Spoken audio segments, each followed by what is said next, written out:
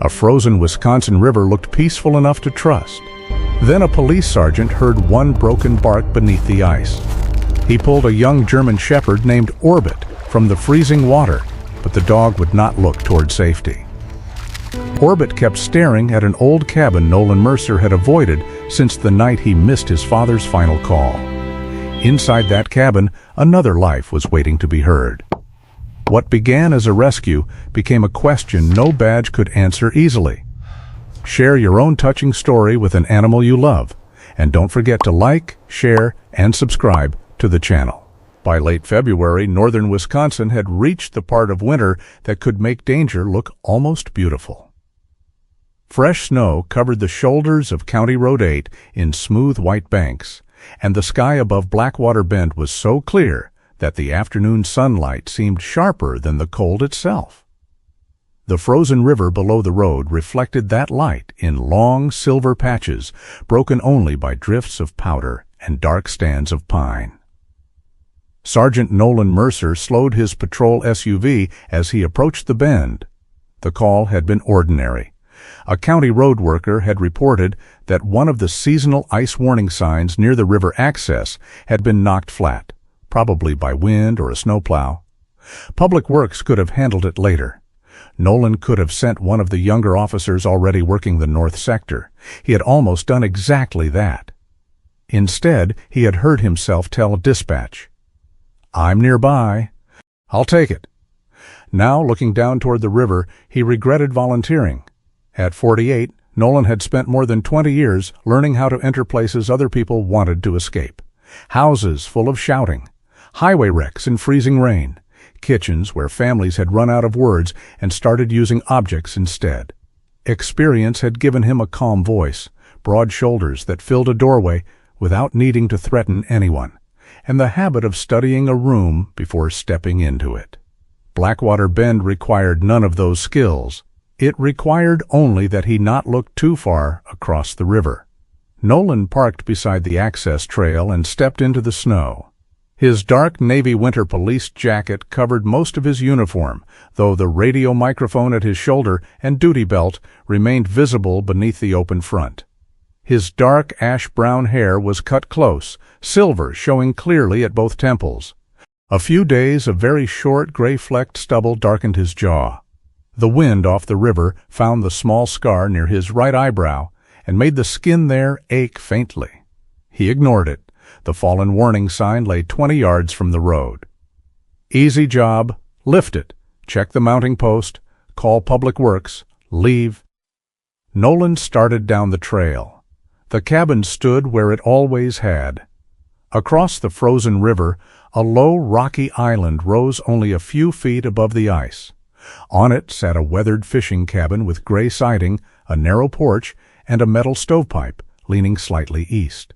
His father had built part of that porch himself. Nolan looked away. 6 years had done nothing to improve his ability to see the place without remembering a phone screen glowing in a dark room. Arthur Mercer. 9:17 p.m. Nolan had watched the call ring out. They had argued that afternoon about the cabin. Arthur wanted to keep repairing it. Nolan had wanted to sell before age, weather, or the river made the decision for them. Neither man had said anything unforgivable. That almost made it worse. Nolan had simply decided they could finish the conversation tomorrow. Tomorrow had arrived without Arthur. He reached the sign and crouched beside it. The post had not snapped. One mounting bolt had worked loose, and the wind had twisted the aluminum panel sideways until it dropped into the snow. Nolan keyed his radio. "Dispatch, Mercer. Signs down from hardware failure. No vehicle impact. Send Public Works when they have somebody free." Copy. He stood, brushed snow from his gloves, and turned toward the SUV. Then he heard something. Nolan stopped. The sound was faint enough that the wind almost took it. A bark. Not a full bark. Something shorter and rougher, as though the sound had broken on the way out. He looked toward the pines lining the bank. Nothing moved. The sound came again. This time Nolan knew it was not coming from the trees. It came from the river. He stepped closer to the bank. At first, all he saw was white. Then, perhaps 30 yards out, a dark shape moved inside an irregular opening in the ice. Nolan's body reacted before the rest of him had finished understanding. A German shepherd. Young, black and tan fur plastered flat against a narrow body. The dog's front paws struck the edge of the opening, slid away, found it again. One ear stood upright. The other leaned outward at an odd angle. The dog tried to lift its chest onto the ice. It failed. Nolan reached for his radio. "Dispatch, Mercer. I have a dog through the ice at Blackwater Bend, approximately 30 yards off East Bank. Start fire rescue and EMS." A different voice answered almost immediately. Lieutenant Aaron Holloway. "Nolan, where are you standing?" "On shore." "Stay there." He was already moving toward the back of the SUV. "Rescue's coming." "How far?" A pause. 9 to 11 minutes. Nolan opened the rear equipment compartment. The German shepherd's paws scraped the ice again. One disappeared, then the other. Only the dog's head remained above the dark water. Aaron's voice sharpened through the radio. "Do not go out there alone." Nolan pulled out the winter rescue bag. "I heard you." That was not agreement. No. "Nolan." He took the rope, 2 ice awls, a thermal blanket, and the compact tether belt kept in every county patrol vehicle during winter. Then he looked at the dog. The animal's muzzle had settled against the ice. 9 minutes could be very short for a rescue crew. It could be an entire lifetime in freezing water. Nolan keyed the radio again. "I'm tethering from shore, low crawl only. I'll stop if the ice changes," Aaron answered after half a second. "You stop before it changes." Nolan almost smiled. That would be the preferred sequence. There was no humor in Aaron's reply. "Keep your radio open." He looped the rope twice around the trunk of a thick pine and tested the anchor with his full weight. He clipped the other end to his rescue belt, then lay flat at the edge of the river. The ice felt different from the way it looked. From the road, it had appeared solid and bright. Up close, Nolan saw layers. Wind-blown snow hid old cracks. Clear patches revealed trapped bubbles and faint seams. The current curved around the island farther ahead, creating exactly the kind of uneven pressure that turned confidence into stupidity. He spread his weight across his forearms and knees. 1 yard, stop, test. Another yard. The dog lifted its head. Amber hazel eyes found Nolan. There was no dramatic recognition in them, no instant trust, only exhaustion. "Easy," Nolan said. His voice sounded strangely loud against the ice. "You don't have to like me. Just stay awake." The dog's left ear twitched. The right angled farther outward. Nolan moved closer. At 10 yards, the ice gave a small clicking sound beneath his right elbow. He stopped. Nothing spread. He waited several seconds before moving again. The dark opening grew larger. The German shepherd looked younger up close than Nolan had first thought, perhaps a little over a year old. The paws were oversized, the legs long beneath the water. A dark saddle crossed the dog's back unevenly, heavier on the left. Beneath the muzzle was a small pale triangle of fur. Around the neck, Nolan saw a faded dark teal collar. "Come on." He pushed a loop of rope toward the opening. The dog's muzzle bumped it. "Take it." The dog opened its mouth. The jaws barely closed. The rope slipped free. Nolan tried again. Same result. The German shepherd no longer had enough strength to hold on. For the first time, Nolan felt something colder than the air move through him. The ice under his left hand whispered. A narrow crack appeared. He froze. Aaron's voice came from his shoulder radio. "Mercer, status?" "The dog can't grip." "Then back out. Rescue is 7 minutes." Nolan stared at the animal. 7 minutes. A reasonable amount of time. A professional amount of time. A time you could defend afterward. The dog's chin sank lower.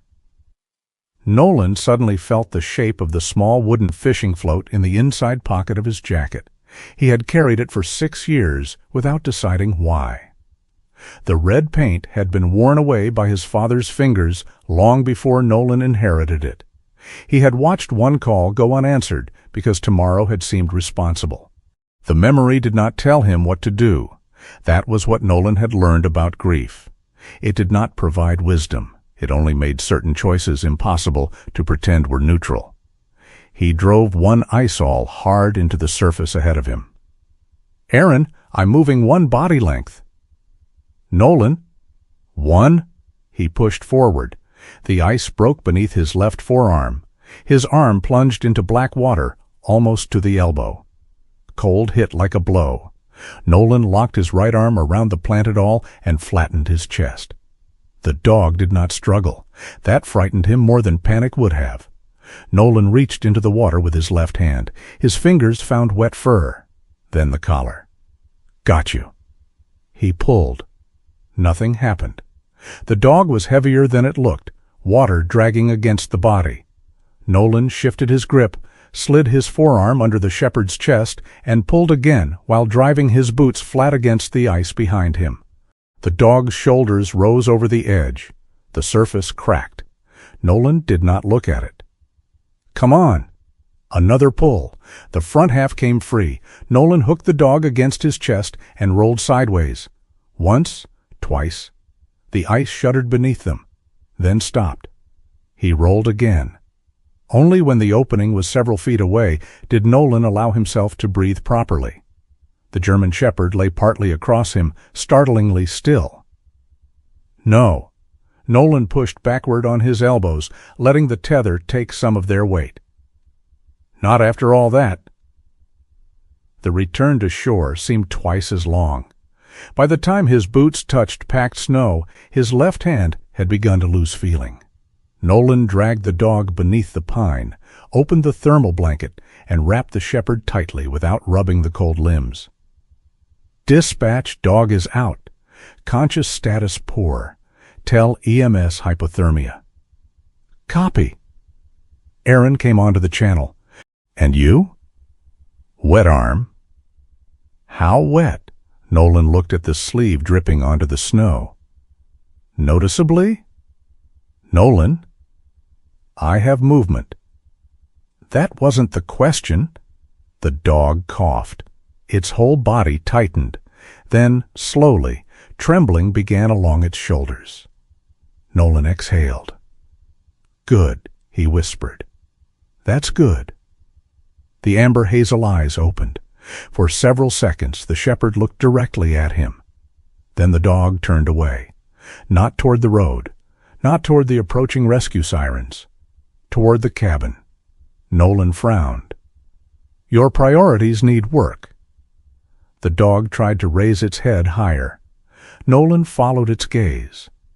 That was when he saw the tracks. Boot prints crossed the frozen river from the north bend toward the rocky island. Beside them ran paw prints. They ended at the cabin. Nolan stood carefully. He searched the snow on the opposite side. Nothing. No return trail. He keyed his radio. "Aaron, I'm 2 minutes out. I have tracks to the island cabin. 1 adult, 1 dog, best I can tell. No tracks coming back." Silence. Then, "Do not go back onto the ice." "I didn't say I was." "I know your pauses." Nolan kept looking at the cabin. Snow moved softly across the roof. For 6 years he had imagined the building as empty even when he knew it still existed. A piece of his life closed behind a door he had no reason to open. Then a sound crossed the frozen river. Knock. Nolan straightened. Orbit's head came up inside the blanket. A second knock. Fainter. Then a third. The dog's left ear pointed directly toward the cabin. The right turned slightly the wrong way before correcting. Nolan did not move. Not yet. He only stared across the river at the place he had spent 6 years refusing to answer. This time, someone was inside. This time, the call had reached him. and Nolan Mercer knew he would not pretend he had failed to hear it. The rescue sirens were still somewhere beyond the trees when Nolan made himself stay on the bank. That was harder than crawling back out. The old cabin sat across the frozen river as if it had been waiting for him to run out of excuses. Snow swept across its roof in pale sheets. The 3 knocks had stopped, but Nolan knew better than to take silence as comfort. Silence could mean patience. It could mean fear. It could mean the person inside no longer had strength to keep asking. Orbit lay wrapped in the thermal blanket beneath the pine, tucked partly inside Nolan's insulated gear bag. Only the young shepherd's head remained visible. His amber hazel eyes stayed fixed on the cabin, and his right ear angled outward as though trying to catch a sound the wrong way before correcting itself. Nolan crouched beside him long enough to check the dog's breathing. "You did your part," he said quietly. Orbit blinked once. Nolan did not know why. That felt like agreement. Lieutenant Aaron Holloway's voice came over the radio again. "Mercer, rescue is 4 minutes out. Confirm you are still on shore." Nolan picked up the probing pole from the rescue bag and looked at the line of boot prints crossing toward the rocky island. "Currently on shore." "Nolan, I'm not crossing blind." "That was not my instruction." "No, it was my improvement." There was a sharp pause. Aaron was close enough now that Nolan could hear the faint rise of her vehicle siren through the trees, separate from the radio static. She had a way of going silent before she said something that would leave no room to misunderstand.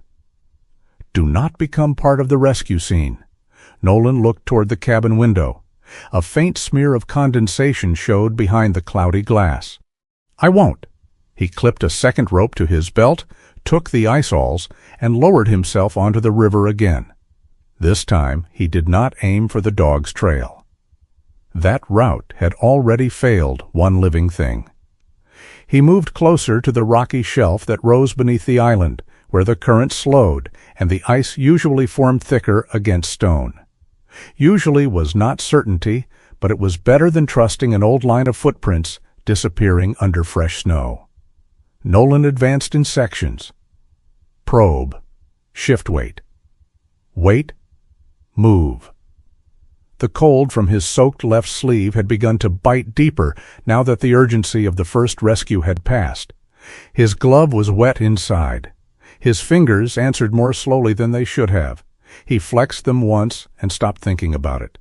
Halfway across, the cabin changed from memory into structure. Gray boards, warped porch rail, rust-dark nail heads, a shutter hanging low on one hinge. His father had cursed that shutter every November and promised to fix it every April. Nolan forced his eyes back to the ice. Behind him, engines stopped near the access road. Doors opened. Voices moved quickly. Aaron called, "I have visual on you." "Good." "That is not praise." "I didn't take it as praise." "Hold position?" Nolan was less than 20 feet from the island shelf. He pushed the probing pole ahead.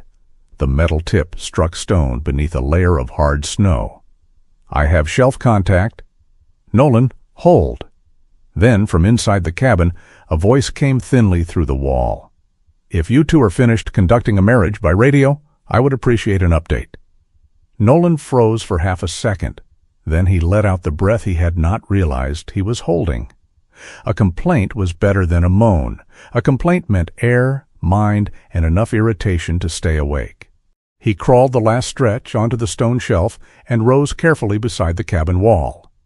"Police," Nolan called. "Can you tell me your name?" "That depends. Are you here officially or socially?" "Officially." "Then I am Professor Graham Weller, retired, inconvenienced, and currently under part of a building." Nolan moved to the front door. Snow and a heavy slab of ice had dropped from the roof and wedged against the threshold. He leaned his shoulder into it once, gently. No movement. Doors blocked. I had reached a similar conclusion. Nolan looked toward the side window. "I'm coming through the window." You break that window, you're paying for it. Send the bill to the county. They already owe me money." Nolan almost smiled despite himself. He cleared the lower pane with the butt of the probing pole, careful to knock the glass inward and away from the frame. Cold air rushed into the cabin. The smell of damp wood, old kerosene, and stale smoke followed it out. "Stay clear of the window. That would require options I do not possess." Nolan cleared the jagged edges with a gloved hand, widened the opening, and climbed through. The inside of the cabin was smaller than Nolan remembered. Or maybe memory had made every place connected to his father larger than it had ever been. A narrow table sat against one wall. A rusted stove crouched near the corner. Fishing maps, water-stained notebooks, and measuring rods lay scattered across the floor. One wooden brace had collapsed diagonally from near the door and pinned Graham Weller's lower left leg. Graham lay on his side beneath an emergency blanket that had slipped mostly off him. He was thin, white-haired, and dressed in a tan-gray parka open over a navy wool turtleneck. His mustard watch cap had fallen several feet away. Pale blue eyes studied Nolan from under heavy white brows with more annoyance than panic. His lips had a faint bluish cast. That worried Nolan more than the sarcasm. "You alone?" Graham looked around the cabin as much as he could. "Unless the stove has developed opinions?" Nolan crossed to him and knelt. "Any chest pain? Trouble breathing?" "No to both. My pride may not recover." "I'll list that after the leg." Graham's gaze flicked toward the broken window. "The dog." "He's alive." The change in Graham's face was small but complete. The lines around his mouth loosened. His eyes closed for one long second, and when they opened again, some of the old man's performance had drained away. "Conscious?" "Barely when I got him out. Shivering now." "Good," Graham said. It sounded less like relief than prayer disguised as engineering. Nolan examined the brace without moving it. It had trapped Graham's shin, but had not crushed through the boot. The swelling was already visible where the trouser leg tightened above the ankle. "This is going to hurt." "I assumed the afternoon would maintain its theme." Nolan found the mechanical jack on a low shelf near the stove. Old, heavy, and still greased. He positioned it under the brace and tested the floorboards before turning the handle. The wood creaked. Graham inhaled sharply, but did not cry out. Nolan stopped. "Pain shooting up?" "Pain is not filling out a travel itinerary." "Numbness?" "No." "Can you move your toes?" "I would enjoy moving several parts of myself." "Answer the question." "A faint movement in the boot." "Yes?" Nolan turned the jack again, slowly. His left hand slipped once on the handle, wet gloves stiffening in the cold. Graham noticed, but said nothing. That restraint was probably the first generous thing he had done all day. When the brace lifted enough, Nolan slid a block beneath it and pulled Graham backward by the shoulders. The older man's face went gray, but he stayed conscious. Nolan wrapped the leg with 2 narrow boards from a broken crate and a roll of old cloth he found near the workbench. It was not pretty. It would keep the limbs steady until EMS took over. Outside, Aaron's voice carried across the ice. "Mercer, rescue team is at the shelf." Nolan moved to the window and signaled.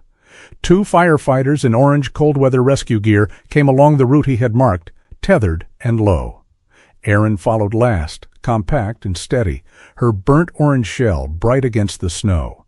A yellow waterproof marker was clipped where another person might have kept a pen. She climbed through the window, looked at Graham, then at Nolan's wet sleeve. Her expression did not change. That was worse than if it had. "You said wet arm." "It remains accurate." "It is half your upper body."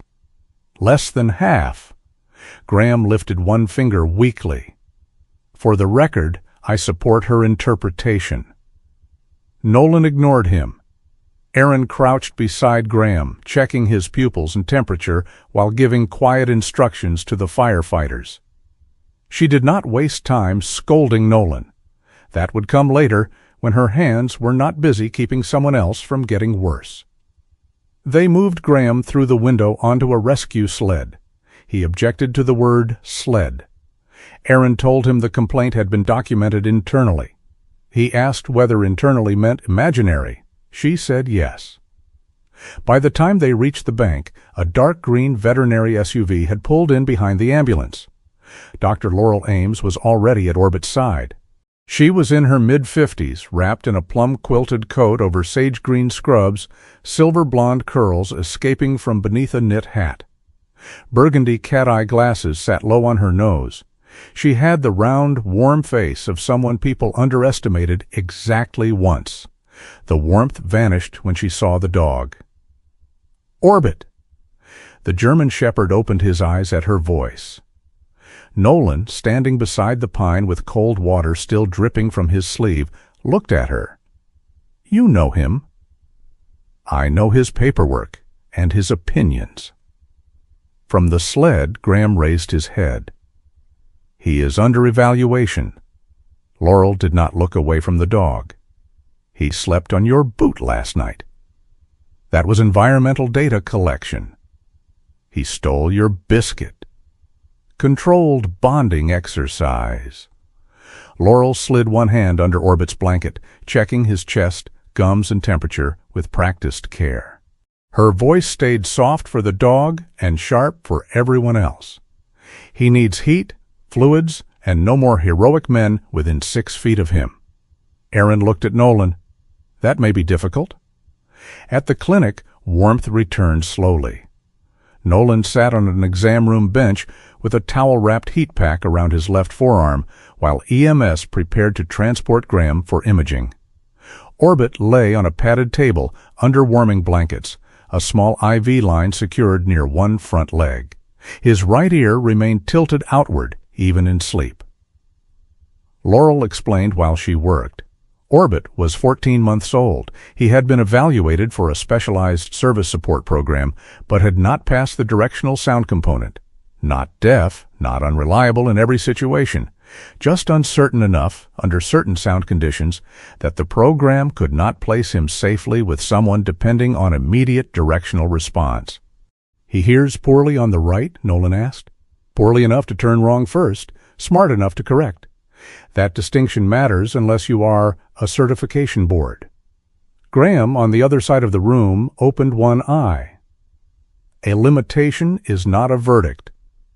Laurel adjusted Orbit's blanket. "And yet you keep calling him an evaluation."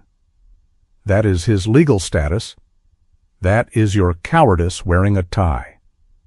Nolan looked at Orbit. The young shepherd's oversized paws twitched beneath the blanket. "What happened out there?" Graham's humor thinned. A metal sign came loose near the marker post. Wind dragged it across the ice. He heard it. He chased the sound. "Wrong direction," Nolan said. Graham nodded once. I called him back. He turned toward me, then away from me, then toward the sound again. By the time I reached the cabin for rope, the door had frozen tight. I pulled harder than I should have. Snow came down from the roof. The brace was already poor. Laurel gave him a look. Poor? Structurally impolite. Erin had been standing near the doorway, listening with her arms folded. She had removed her gloves, but her radio stayed clipped high on her chest. Her attention shifted at the mention of the marker post. "The warning stakes near that section," she said. "Who set them?" Graham hesitated. "I did." "When?" 3 days ago." Erin's eyes narrowed slightly. "We found 2 in position, 1 buried, 1 downstream." "The wind has been unpleasant." "It's winter in Wisconsin. That is not a finding." Nolan felt the room change, not dramatically. No one raised their voice. But the explanation that had seemed complete a moment earlier had opened at the edge. Erin stepped farther into the room. "Tomorrow's Winter Remembrance Fishing Day is downstream." "Nearly 3 miles," Graham said. 27 registered participants," Erin replied, "most over 65. The downstream bend is different water." "Based on what?" Graham's hand moved toward a canvas field bag on the chair beside him, a folding wooden ruler stuck out of the top. Based on 40 years of knowing that river. Aaron waited. Nolan watched Graham's face. The old man had used humor under pain, irritation under fear, and technical language where another person might have simply said he was worried. But this silence was different. It was not a pause for wit. It was a man deciding which truth could be spoken safely. Aaron asked, "When was the last verified reading?" Graham looked toward Orbit, asleep under the clinic lights, then toward the window, where snow pressed softly against the glass. "Recent enough," he said. Aaron did not move. Nolan heard what the old man hadn't answered, and for the first time since pulling Graham from the cabin, he wondered whether the man they had rescued had been trapped long before the wood fell across his leg. By morning, Blackwater Bend looked harmless again. That was the problem with winter water. It could spend the night hiding what it had done. The county had placed temporary barricades across the access road before sunrise. Yellow tape ran between two pines near the riverbank, and a portable sign warned people away from the ice around the rocky island and the old Mercer cabin. Snow had softened the marks left by the rescue crews. From a distance, there was almost nothing to prove that one dog, one old man, and one police sergeant had nearly been claimed by the same piece of river the afternoon before. Nolan stood at the window of the county emergency room and watched a plow crawl past the building. His left arm was stiff, but the clinic had cleared him before midnight. Aaron had not. She sat at the end of the conference table with a paper cup of coffee untouched beside her hand. The yellow waterproof marker she carried everywhere rested across a map of the Alder River system, like a warning in itself. Her short chestnut hair had been tucked behind both ears, and her eyes held the flat patience of a woman waiting for adults to stop pretending. Uncertainty was a personal insult. Across from her sat Warren Doyle. Warren was 69, broad through the shoulders and soft through the middle, with a steel-gray beard trimmed close enough to show he still cared what he looked like. His Navy veteran cap sat on the table beside a dented stainless steel thermos. Names were written across the lid in black marker, some faded, some darkened over again. He had not opened the thermos once. "We are not asking to use Blackwater Bend," Warren said. "Nobody here is asking to go near the island." Aaron placed the marker tip against the map. "The event site is downstream from a river section where the safety markers failed, and a dog went through yesterday. Nearly 3 miles downstream. Same river. Different bend. Wider, slower. Graham has checked it for years." Nolan looked toward Graham Weller. The old engineer had refused a hospital bed for more than one night and had arrived in a wheelchair borrowed from the clinic, his left leg braced beneath a blanket the color of oatmeal. He wore a burgundy cardigan over a cream-checked shirt, as if he believed looking irritated in layers counted as medical recovery. His folding wooden ruler lay across his lap. Graham did not enjoy being in the wheelchair. He enjoyed even less that everyone noticed it. "The downstream shelf has behaved predictably for weeks," Graham said. "I drilled the perimeter last Saturday and again Tuesday. Lowest reading remained above pedestrian threshold." Aaron asked, "Did you verify current conditions below the surface?" Graham's jaw tightened. "I observed the current behavior." "That is not what I asked." Warren leaned forward. "We've held Winter Remembrance Fishing Day for 12 years. Arthur Mercer never missed it. Half the men who come out don't go anywhere else all winter." Nolan kept his face still. Arthur's name moved through the room quietly, but it still found him. Warren noticed. He did not apologize. "That day matters," Warren said. "I know," Aaron replied. "I'm not sure everybody does." Nolan turned from the window. Warren looked directly at him. "Some guys won't come to a support group. They'll come fish." The room did not grow dramatic. No one leaned back, in sudden revelation. A phone rang in the hallway. Someone laughed near the vending machines. The ordinary world continued, which was often how uncomfortable truths arrived. Warren tapped one finger on the lid of his thermos. After my wife passed, I didn't answer calls for 2 months unless I already knew the person would give up. Graham showed up with a hand auger and told me he needed someone to complain about the bait. I told him I didn't fish anymore. He said that was fine because I was bad at it anyway. Graham closed his eyes briefly. That was a private insult. It worked? Nolan looked at the names on the thermos lid again. He had thought the event was about men insisting on an old ritual because they hated change. That was not entirely wrong. It was only too small. A ritual could be stubborn and still be holding someone together. Arthur Mercer had understood that. Nolan had spent 6 years pretending not to. The conference room door opened before he could decide whether the thought made him angry or ashamed. Claire Donnelly entered carrying a gray, rubber-cased tablet, a plastic folder, and a roll of orange survey tape hooked around 2 fingers. She was in her early 40s, lean and straight-backed, with copper-red hair pulled into a low ponytail and faint freckles across a face that looked more interested in accuracy than approval. She nodded once to Aaron, then to the room. "Sorry, Public Works gave me records that appear to have been filed by people who feared alphabetization."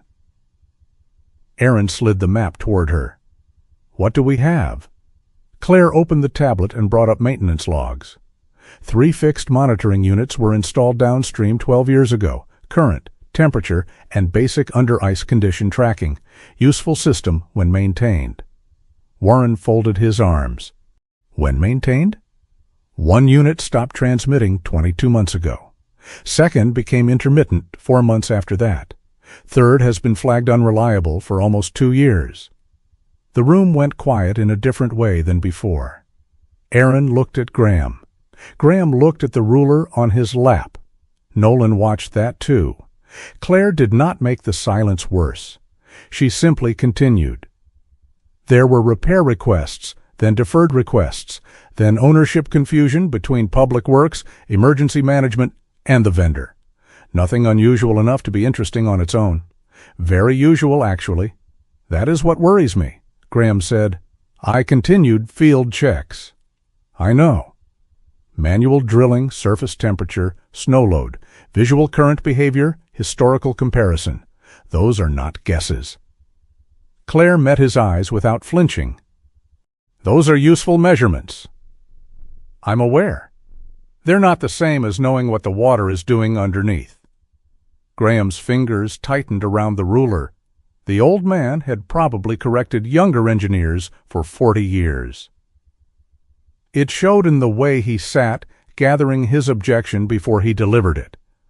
But pain and fatigue had slowed him by half a second, and in that half second, Nolan saw something else.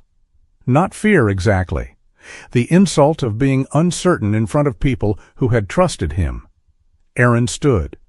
We survey before any decision on the event. Warren's face hardened. And if the survey isn't finished? Then the event does not go onto the ice.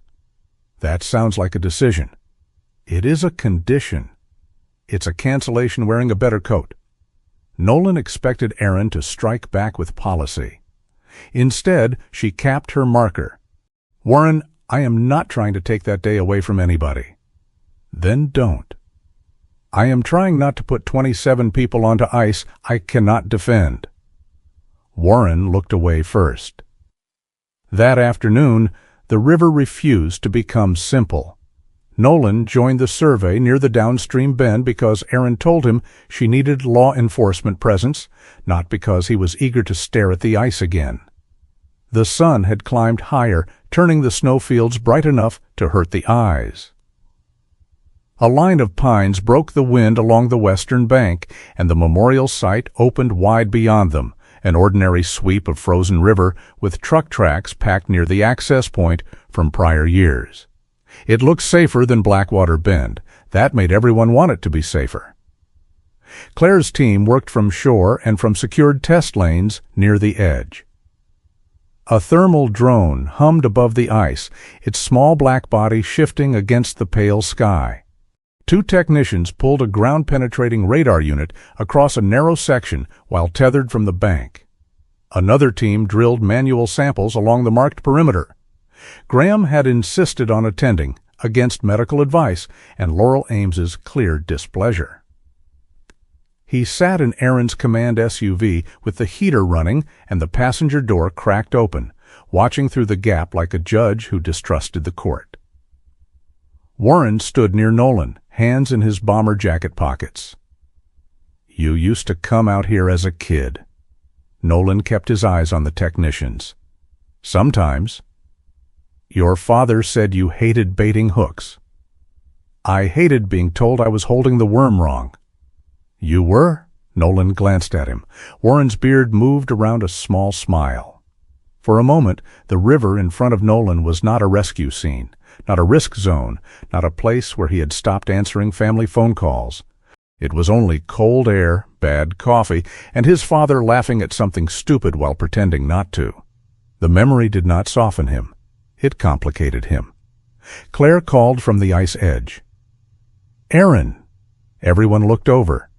Claire crouched beside one of the drill points, reading numbers from a handheld device while a technician checked the drone feed. Her expression had changed from focused to deeply unsatisfied. Aaron crossed to her. Nolan and Warren followed, stopping behind the barrier line. "What?" Aaron asked. Claire pointed to two flags 20 feet apart. "Good thickness here, less consistent there, layering in between." "Current?" "Maybe, but that does not explain the thermal pattern." She turned the tablet so Aaron could see. Nolan caught only part of the image.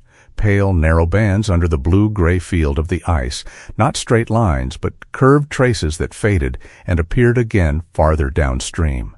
Warren squinted. "That's supposed to mean something to regular people?" "It means one safe hole does not prove the next 10 feet are safe," Claire said.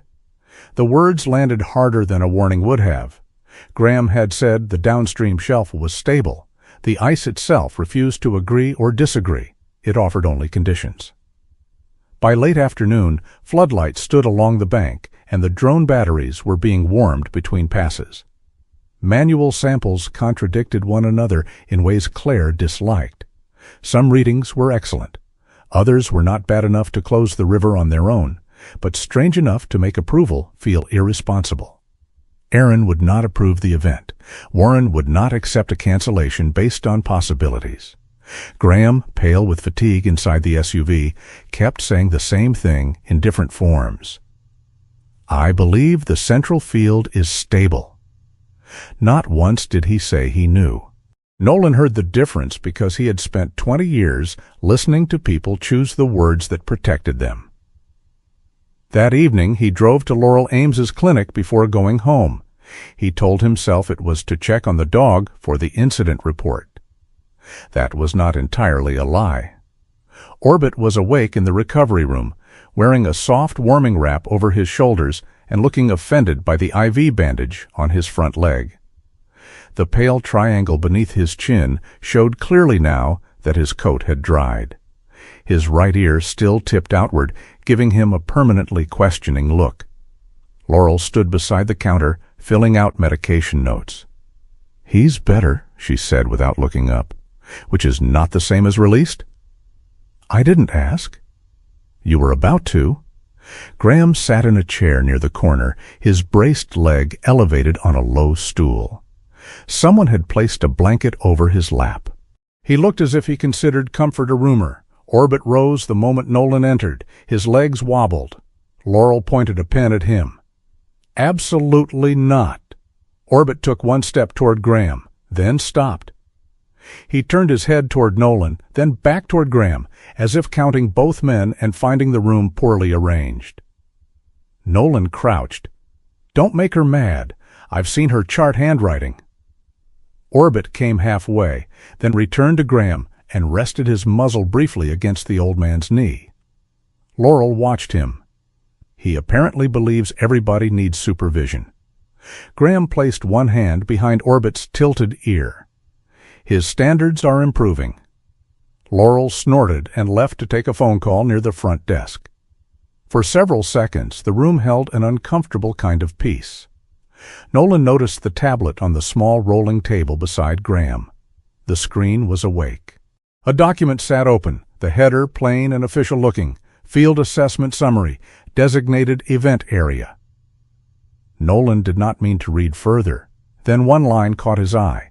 No significant instability observed within the designated event area. The date beneath it was from the previous winter. Nolan looked again.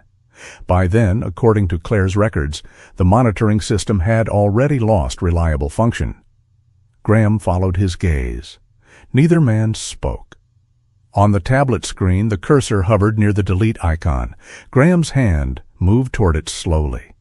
Not like a man caught doing something dramatic. Like a tired man reaching toward one more thing he wished could be made simpler. Nolan straightened. "Professor?" Graham stopped. Orbit lifted his head between them. Nolan looked from the screen to the old engineer's face and understood that the river was not the only thing that had been covered by clean white snow. Graham lowered his hand, but he did not close the file. Graham did not touch the delete key. Nolan watched his hand hover above the tablet, the old fingers thin and stiff from cold age and whatever pain he was pretending not to feel. Orbit stood between them with one oversized paw slightly forward, as if the young shepherd had wandered into a room where the air had changed and decided stillness was safer than movement. The clinic had gone quiet beyond the recovery room. Somewhere near the front desk, Laurel Ames was speaking softly on the phone. A printer clicked, pulled a page, and fell silent again. Nolan reached past Graham and turned the tablet slightly so the screen faced both of them. "Don't." Graham's mouth tightened. "I had not done anything." "You were about to. Considering an action is not the same as committing one." "That argument usually sounds better before the witness is a police sergeant." Graham looked at him then, pale blue eyes sharpening beneath heavy white brows. "Am I under arrest?" "No." "Am I being interrogated?" "No." "Then perhaps stop standing like a man who has already written the report in his head." Nolan did not answer immediately. The report on the screen was not dramatic. It did not look like a confession or a lie. It looked like county paperwork always looked. Dry sentences, measured language, a date, a signature line. If someone glanced at it quickly, they would find nothing alarming. That was part of the problem. No significant instability observed within the designated event area. The line did not say the river was safe forever.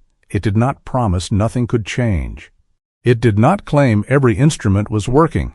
On paper, it was careful enough to survive being read by people who did not want trouble. In real life, it had become permission. Nolan pulled a chair from the wall and sat, partly because his left arm had started to ache again, and partly because standing over Graham would only turn the old man harder. "You took the readings?" Graham looked suspicious of the calmer tone. "Yes." "You drilled the holes you listed?" "Yes." "Temperature checks?" "Yes." "Visual assessment?" "Of course." "So the report isn't fabricated?" "No." Graham's voice grew colder. "It is not." Nolan nodded once. "What it doesn't say is that the sensor network had stopped giving reliable data." The room held still. Orbit looked up at Graham. Graham leaned back in the chair. Fatigue pulled at his face now that anger had stopped doing all the work. The network did not stop all at once. No? No. Systems rarely die in a way convenient enough to make people responsible. He reached for the tablet, but Nolan did not let it go. Graham noticed. A bitter half-smile touched his mouth. "I am not going to delete it." "Good." "I was never going to delete it?" Nolan said nothing. Graham looked away first. "All right, I was going to make a copy." "That wasn't where your hand was going." No, Graham admitted. It was not. For the first time since Nolan had found him under the fallen brace, the old engineer sounded less irritated than tired. He removed his glasses and rubbed the bridge of his nose. Without them, his face looked older, the lines deeper, the authority less armored. The monitoring program started 14 years ago, Graham said. 3 under-ice current sensors downstream, 6 temperature probes across the shelf, seasonal maintenance, proper logging. It was never perfect, but it gave us enough independent data to challenge a bad assumption. What happened? Nothing cinematic. That's usually worse. Graham looked at him, and for a moment Nolan saw reluctant approval. The first sensor went out during a mild winter. Public Works had a bridge approach failing on County F. Money moved. The replacement request rolled over. The second sensor began sending intermittent readings the next season. By then, the vendor contract was under review. Emergency Management thought Public Works owned the maintenance request. Public Works thought Emergency Management had taken it because the equipment affected public events. And the third? Unreliable data. Not dead enough to create urgency. Not accurate enough to trust. Nolan looked back at the line on the screen. So you kept checking it yourself. I had been checking that river before the county knew what a digital sensor was? That doesn't answer me. Yes, Sergeant, I kept checking it myself. Why didn't the report say the instruments were unreliable? Graham replaced his glasses carefully. The carefulness worried Nolan more than anger would have. Because every sentence in a report has consequences. That one did too. I am aware. No, Nolan said, his voice lower. I think you hoped it wouldn't. Graham's eyes lifted. Orbit shifted, uneasy at the change in Nolan's tone. His right ear angled toward the hallway, then corrected toward Nolan's voice. Graham placed one hand on the dog's shoulder. Orbit settled, but only halfway. The county was discussing whether to stop approving the Winter Remembrance event last year, Graham said. Not because of one hazard, because of liability, staffing, insurance, the usual parade of reasons that sound sensible until they remove the last meaningful thing from someone's calendar. Warren told you that? Warren brought me a list. Nolan pictured the thermos lid, names written in black marker, some darkened over as if Warren feared fading was a kind of absence. What kind of list?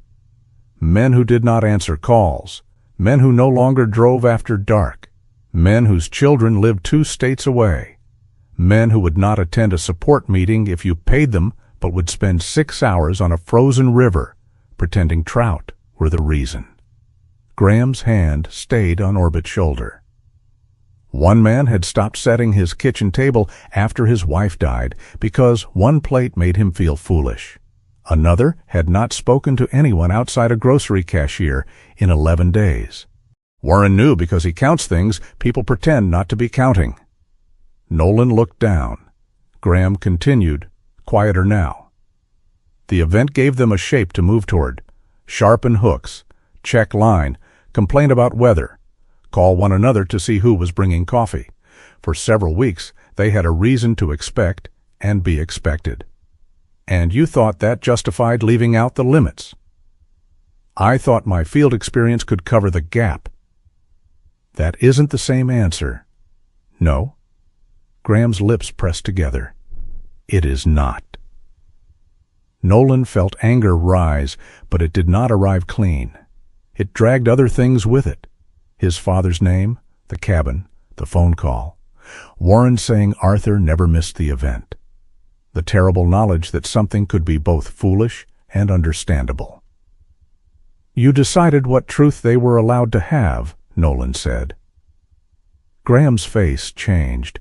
The words had found him. For a second, Nolan thought the old man might finally fall silent. Instead, Graham looked straight back at him. And you think fear should decide everything? This isn't about fear. Of course it is. It's about informed risk. That is what educated fear calls itself in public? Nolan stood.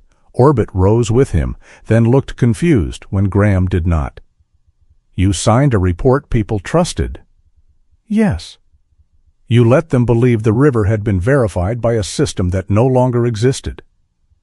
I let them believe what I believed I could still support. You believed that because you needed to. Graham's voice sharpened. And what did you need, Sergeant Mercer? Nolan went still.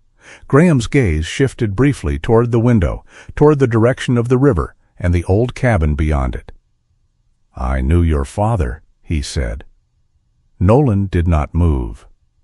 Arthur was loud in small rooms and quiet when it mattered. He pretended not to care for ceremony, and arrived before everyone else to make sure the coffee was bad enough to meet tradition. Don't. I did not bring him into this. You just did. No, Graham said. You brought him into this 6 years ago and left him there. The sentence struck with such precision that Nolan had no immediate answer. Orbit stepped once toward him. The young shepherd did not whine. He only stood close enough that Nolan could feel the warmth of his body near his knee. Graham watched them both, and some of the force went out of him. You think my mistake was believing I had more time, he said. Nolan's jaw tightened. You did. Yes. Graham nodded. And you once believed the same thing. The clinic seemed to shrink around them. Nolan looked at the tablet, but he no longer saw the report. He saw his phone on the kitchen table. His father's name lit across the screen. The small, ordinary anger that had felt justified at the time. The thought that morning would be better. That morning would be kinder. That morning would wait for them. I saw the call, Nolan said. Graham did not speak. I knew it was him. Orbit leaned lightly against Nolan's leg. Nolan stared at the floor because it was easier than looking at the old man. We'd argued about the cabin. He wanted to keep fixing it. I told him he was pouring money into a building the river would take someday anyway. He said not everything old needed to prove it was useful to stay standing. Graham gave a small breath through his nose. That sounds like Arthur. He called later. I let it ring. The words were not loud. They did not need to be. I told myself I'd call in the morning. We'd both be less angry. That was the responsible version. Nolan's mouth tightened. He died that night. Heart? Nolan nodded. The doctor said answering probably would not have changed it. Do you believe him? I believe he was medically correct. Graham waited. Nolan finally looked up. I also believe my father died thinking I did not want to hear his voice. Graham's face softened, but not into pity. Nolan would have left the room if pity had appeared. What showed instead was recognition, and somehow that was harder to bear. Then you know exactly how reasonable tomorrow can sound, Graham said. Nolan closed his eyes for 1 second. When he opened them, the report was still on the tablet. Graham was still responsible for what he had omitted. The river was still uncertain. None of it had become simpler because Nolan had confessed something he usually kept locked behind his badge, and silence. But his anger had changed shape. It no longer had the luxury of pretending it was only about public safety. You should have written the limits, Nolan said. Yes? You should have forced the county to decide with the truth in front of them. Yes? You protected yourself from being the man who ended the event. Graham flinched. This time Nolan did not feel satisfaction. Orbit stepped away from Nolan and crossed to Graham. He placed one front paw carefully near the old man's shoe, then turned back and rested his head against Nolan's thigh. The position stretched him awkwardly between them, his body forming a warm, living bridge neither man had asked for. Laurel appeared in the doorway, holding a folder against her chest. She took in the scene. Graham's pale face. Nolan standing too rigidly. Orbit planted between them like a young dog trying to solve human history by refusing to choose a side. Laurel sighed. Bad hearing, excellent timing. Neither man answered. She walked in and crouched beside Orbit. He gets 3 minutes, and then everyone stops using my recovery room as a courtroom. Graham looked down at the dog's paw near his foot. He should be resting. So should you, Laurel said. Apparently none of my patients are literate. Orbit's eyes closed briefly when Nolan touched the fur behind his left ear. The quiet that followed did not feel peaceful. It felt like a pause after something heavy had been set down, not removed. Nolan looked at Graham. What are you going to do? Graham's fingers moved toward the tablet again. Nolan's shoulders tightened. Graham noticed. I said I would not delete it. He opened the File menu, selected Duplicate, and saved a copy under a new name. Then he attached the original assessment, unedited, to an email. His hands were not as steady as they had been when Nolan first met him, but they did not stop. He added Aaron Holloway, Claire Donnelly, Deputy Chief Mason Keene, the county administrator. Then he paused. Nolan saw the empty line where one more name could go. Warren, Nolan said. Graham did not look at him. He will hear it from me first. He should have the document.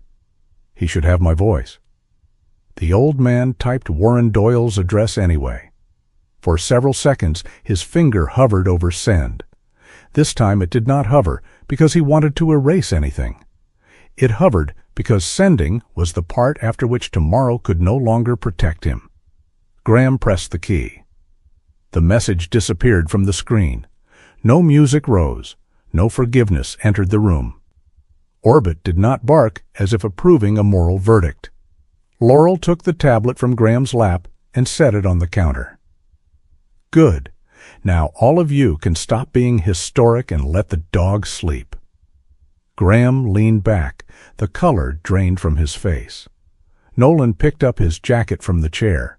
At the door, Graham spoke again. Sergeant, Nolan stopped. I will tell them. Nolan turned. Warren and the association? Yes. When? Graham looked older than he had when trapped beneath the fallen brace, but he also looked less hidden. Before anyone steps onto the river. Nolan nodded once. It was not forgiveness. It was not trust. It was only the first honest thing that could stand between them and the ice. Claire Donnelly did not like mysteries that pretended to be weather. By 8 that evening, the county operations room had taken on the smell of burnt coffee, wet boots, and printer heat. Maps covered 2 tables. A drone battery warmed beside a space heater. Someone had written 3 different times on the whiteboard and crossed out 2 of them. Nolan stood near the back wall, not because anyone had told him to stay out of the way, but because the room already had enough people leaning over evidence they understood better than he did. Claire sat at the center table with her tablet, a county laptop, and a stack of maintenance records held open by a roll of orange survey tape. Her copper hair had loosened from its ponytail, and a faint line of fatigue had settled between her eyes. Aaron Holloway stood beside her, arms folded, reading every expression as if it were part of the data. Graham Weller was not supposed to be there. Naturally, he was there. Laurel Ames had allowed him to leave the clinic for 1 hour under conditions so specific they sounded like a legal settlement. He sat near the end of the table, with his braced leg elevated on a chair, a blanket over his lap, and Orbit resting on a thick mat beside him in a dark rust-red warming coat. The young German shepherd looked better than he had the night before, though his eyes still held the soft heaviness of recovery. His right ear tipped outward. His left tracked voices with almost too much seriousness for a dog who had recently attempted to eat the corner of Laurel's discharge folder. Deputy Chief Mason Keene arrived with the pressure logs. He was 58, square-shouldered, and tidy in a Charcoal County emergency management jacket, with close-cropped gray hair and a face that looked built to survive long meetings without blinking first. He did not enter the room loudly. He simply placed a sealed plastic folder on the table and said, "Maintenance depot records, 3 months. The facility manager was not pleased." Claire took the folder. People rarely are when old infrastructure becomes interesting. Mason glanced at Graham. "You all right to be here?" "No," Graham said, "but I am present." Mason accepted that as the closest he would get. Claire opened the logs and began matching pump cycles against the thermal images from the river. For several minutes, the only sounds were paper sliding, keys clicking, and the low hum of the heater. Then she stopped, not dramatically. Her hand simply froze above the page. Aaron noticed first. "What?" Claire leaned closer to the tablet. "The pump cycles." Mason stepped to her side. "Groundwater circulation?" "Yeah, the old maintenance depot upstream uses a closed-loop system to keep buried lines from freezing. Low heat, low pressure, nothing that should affect the river." "Should?" Claire enlarged a graph. "Pressure increases before dawn, then again late morning if outside temperature rises." Nolan moved closer now. "That match what we saw?" "It matches the timing better than I want it to." Graham shifted in his chair. "That system is closed." "It was designed closed," Claire said. The old engineer's eyes narrowed. "That is not the same accusation." "No, it's a suspicion." She pulled up old infrastructure plans. The depot property sat upstream from the Memorial Bend, above a buried line that ran near a rocky slope. The plans were faded, scanned unevenly, and full of hand-marked revisions from people who were probably retired, relocated, or dead. Claire pointed to one section. "The return line passes close to the riverbed here. If the check valve shifted or cracked, warmer groundwater could be escaping into subsurface channels."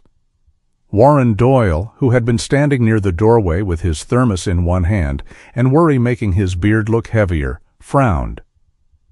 "Warmer like steam?" "No," Claire said. "Not hot. Not dramatic. A few degrees above the river." Warren stared at the map. "A few degrees did all this?" Claire looked at him. "On ice, a few degrees gets a vote." No one spoke for a moment. That was the worst part of it, Nolan thought. A danger big enough to matter, but too small to announce itself. No roar. No broken pipe spraying skyward. No villain turning a valve in the dark. Just pressure, temperature, time, and everyone trusting that something old would keep working because it had worked yesterday. Claire changed screens again, bringing up the thermal drone image from the afternoon. The pale bands beneath the ice curved and vanished, then reappeared farther down, like faint handwriting under a page. "That explains why the surface looks normal," she said. "The weakening is inconsistent. One hole can be thick. 10 feet away, the ice can be layered. The warmer discharge could follow channels in the rock instead of spreading evenly." Aaron's jaw tightened. "Can it reach the event site?" "It may already be under part of it." Warren's hand closed around the thermos. "Will it break?" Claire did not answer quickly. Nolan respected that. The easiest lie in any emergency was a fast answer. "I cannot say the river will break," Claire said, "but I also cannot predict where the safe surface ends."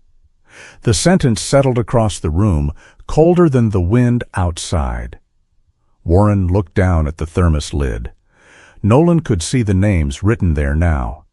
Ed, Marvin, Luther, Cal, Ross. Some were probably men. Some might have been wives or brothers. Some might have been people Warren called because nobody else remembered to. Graham's face had gone very still. He had spent much of the last 24 hours defending experience. Now data had not humiliated him. It had done something worse. It had shown exactly where experience had been asked to do a job alone. Mason Keene removed his glasses and rubbed one eye. "We can deny the event permit tonight?" Aaron nodded. "I can close access under emergency authority." Warren's head came up. "Without telling them why?" "We will tell them what we know," Aaron said. "What you know is a maybe. What we know is that the monitoring system failed, the field assessment was incomplete, and the river may be weakening from below." Warren looked toward Graham, not with anger, not yet, with the terrible patience of someone waiting for a friend to step forward before strangers did it for him. Graham noticed. For the first time since Nolan had met him, the old man had no sharp line ready.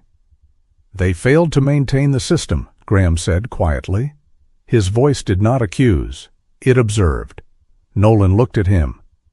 "And you failed to tell people what that meant?" Graham nodded once. Warren looked away. The nod hurt him more than an argument would have. Mason closed the folder. "We need a public statement before sunrise." "I'll write it," Aaron said. Graham lifted his head. "No." Everyone looked at him. Laurel, who had come in silently at some point with a paper cup of tea, narrowed her eyes. "Graham." "I will speak to them. You will sit down and recover." "I am already sitting." "You know what I mean." Graham placed one hand on Orbit's back. The dog raised his head, sensing the shift in the room without understanding the words. Aaron's voice softened, which made it no less firm.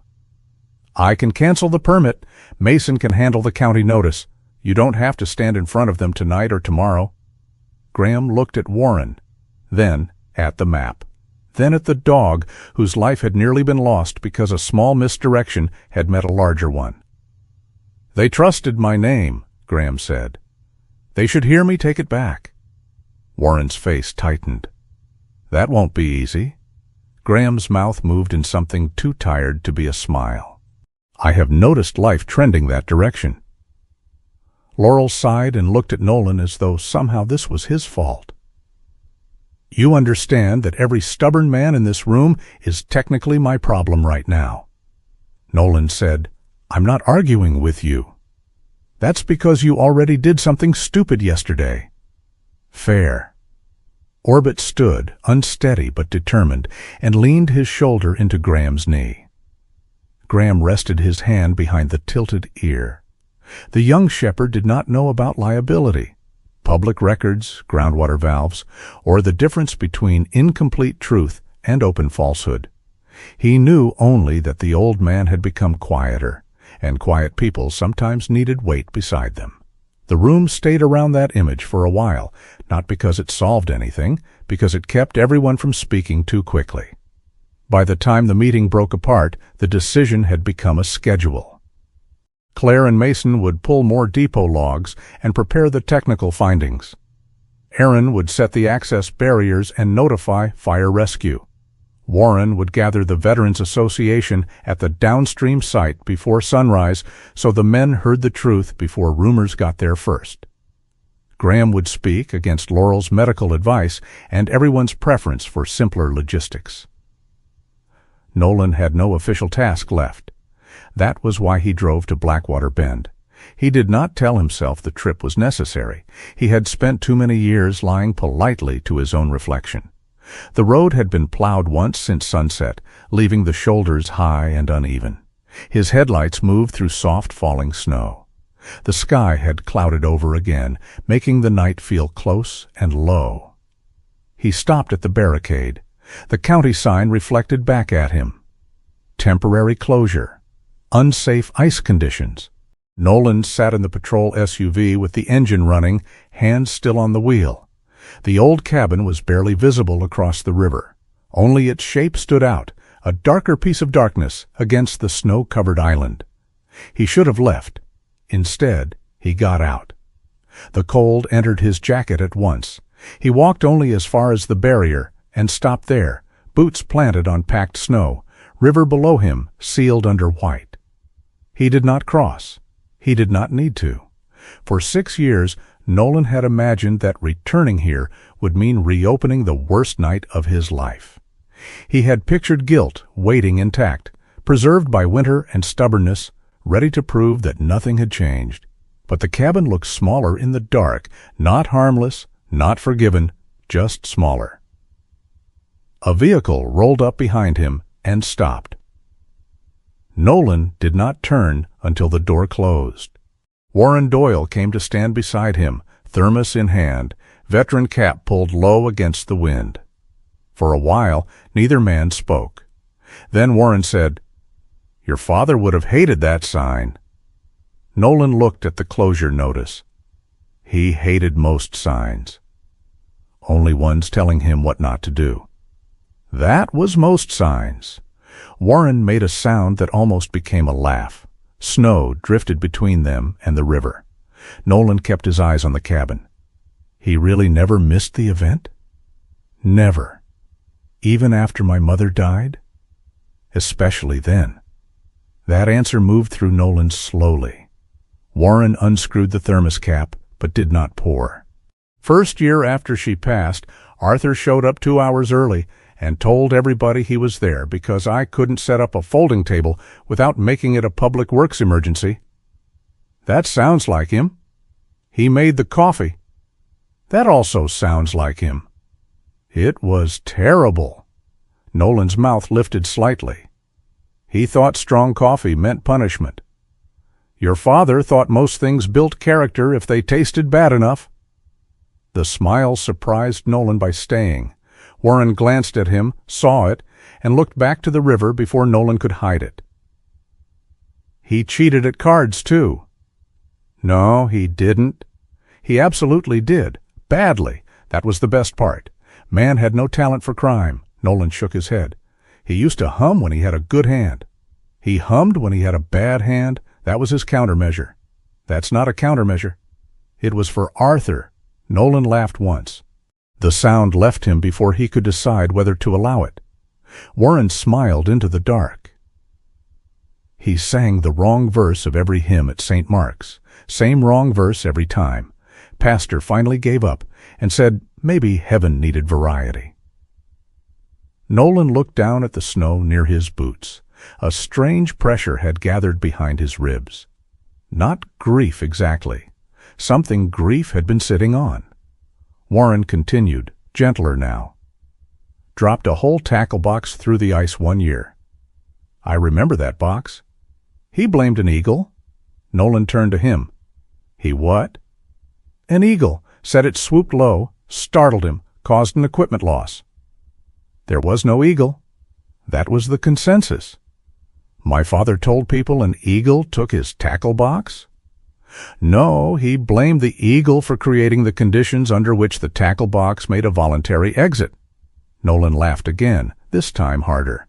It came out rough from disuse, and for half a second it almost hurt. Then it didn't. Across the river, the cabin remained dark. The phone call was still true. The unanswered ring. The morning that had not waited. Nothing Warren said erased that. But Nolan realized, standing in the snow beside a man who had remembered his father differently, that he had reduced Arthur Mercer to the shape of Nolan's own guilt. A whole life had been folded down to one missed call, one last night, one silence Nolan could punish himself for understanding too late. Arthur had been more than the man who called at 9:17. He had been bad coffee, wrong hymns, a fake eagle, a stubborn hand on a cabin porch that refused to admit the shutter needed replacing. Nolan had not preserved his father by keeping the grief private. He had trapped him there. Warren finally poured coffee into the thermos cap and held it out. Nolan took it. The coffee was awful. He drank anyway. After a while, Warren said, "Tomorrow's going to hurt him." "Graham?" Warren nodded. "Some of the men will be angry." "They should be." "Yeah?" "And they should hear him." "Yeah." The two men stood behind the barrier and looked at the river. Neither of them would step onto that night.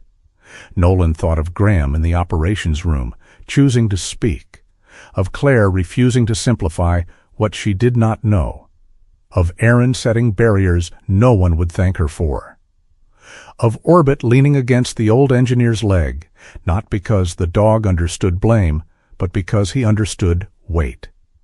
Warren capped the thermos. "You coming tomorrow?"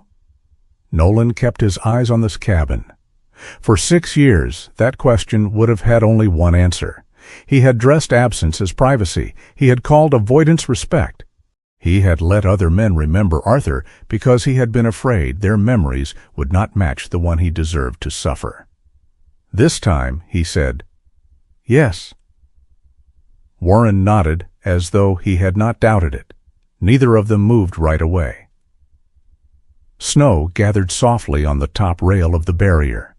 The river made no sound beneath its white surface. At last, Nolan turned back toward his patrol SUV. Behind him, the cabin stayed where it had always been.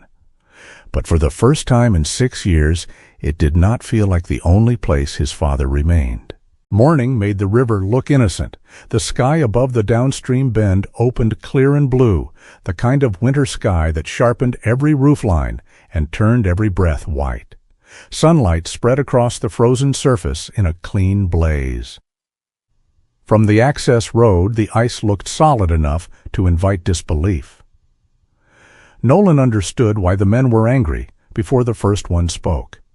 By 7, trucks lined the plowed shoulder near the memorial site. Folding chairs sat in the snow beside tackle boxes and thermoses. Fishing rods leaned against tailgates. Some of the veterans wore old service caps.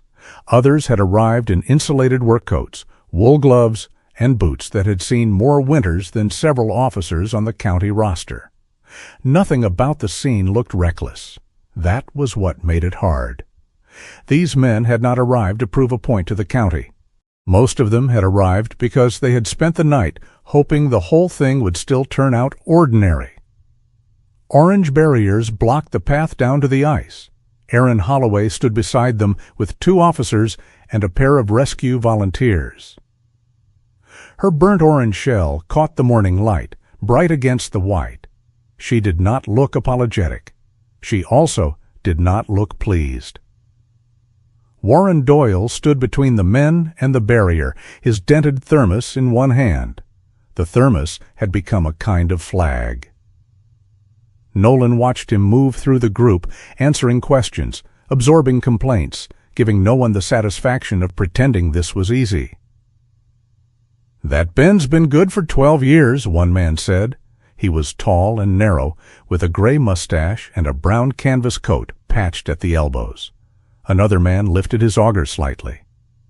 "I measured 24 inches last week." "Near the edge," someone corrected. "Still ice?" A few men laughed. The laughter had an edge. Warren did not smile. "Let Claire talk." Claire Donnelly stood near the hood of a county truck, tablet open, orange survey tape tucked into one coat pocket. Her steel blue parka looked almost black in the hard sunlight. She had not brought dramatic photographs or warning posters, just maps, pressure logs, and the quiet patience of someone who knew people trusted clear answers more than honest ones. She turned the tablet so the group could see the thermal image. "These pale bands are areas where the ice may be affected from below," she said. "They are not uniform. That is the important part." The man with the canvas coat frowned. "May be affected?" "Yes." "So you don't know?" Claire met his eyes. "I know enough to say the old measurements are not enough." He looked toward Aaron. "That sounds like county language for no." Aaron answered before Claire had to. "It is rescue language for wait." Nolan stood a few steps behind Warren. He did not take command. This was not an arrest scene, not a crowd problem, not unless someone made it one. Graham Weller had insisted on walking from Laurel's SUV instead of accepting the wheelchair she had brought. He managed it with a dark wooden cane, his braced legs stiff beneath loose brown trousers, his camel coat buttoned wrong at the middle as if he had dressed in a fight with himself and lost on principle. His white hair showed beneath a mustard wool cap. His face looked pale, but determined. Orbit walked beside Laurel on a short leash, wearing the rust-red warming coat. The young shepherd moved carefully, not quite back to full strength. His left ear caught the voices in front of him. His right tilted outward, briefly tracking a sound behind them before correcting. Laurel held the leash close and muttered, No heroics from anybody under medical supervision. Graham said, "I heard that." "You were meant to," Claire continued. "The depot pump cycles likely change the river from below. At night, some areas may appear stable. After the pressure rises and the sun hits the surface, conditions can change unevenly.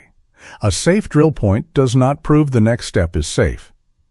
The canvas-coated man crossed his arms. "Will it break?" The question moved through the group.